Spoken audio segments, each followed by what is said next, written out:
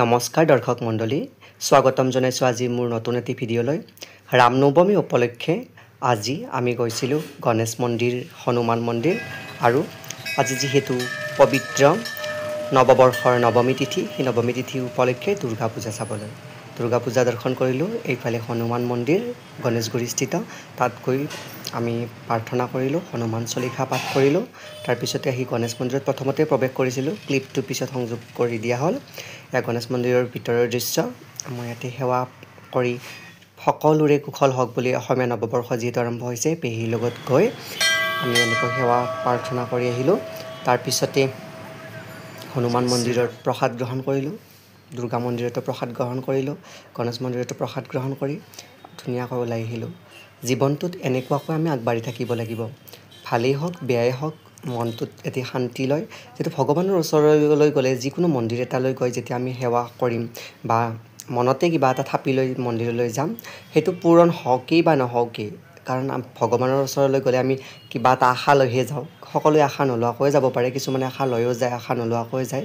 কিন্তু মোৰ কথাটো হ'ল, ভগৱানৰ ওচৰলৈ গ'লে যেতিয়া কিবা এটা আশা লৈ যাওঁ, পূৰ্ণ হ'লেও নহ'লেও মনটোত কিবা এটা শক্তি পায় সেই কাম কৰিবলৈ।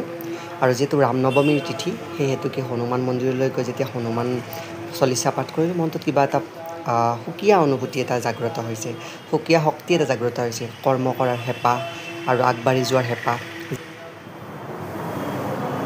ওম শ্ৰীৰাম বন্দনা অপাদম ভৱতাৰম দাতাৰম সৰ্বসম্পদাম লোকাভিৰামং শ্ৰীৰামং ভূয়ো ভূয়ো নমাম্যহম।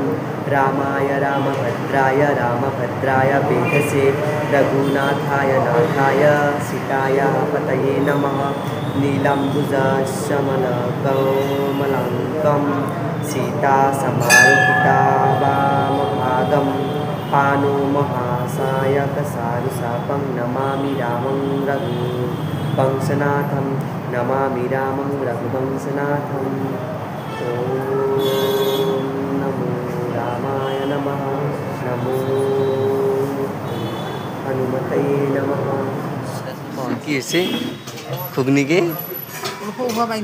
কি হৈছে? পুৰিকেইখনৰ লগত যিখিনি ঘুগুনি দিছে সেইখিনিক লৈ পেহী সন্তুষ্ট নহয়, তাৰমানে সেইখিনি জুলীয়া বুলি কৈছে বহুত। তেনেহ'লে এৰিলোঁ আজিলৈকে, সকলোৰে ভাল হওক।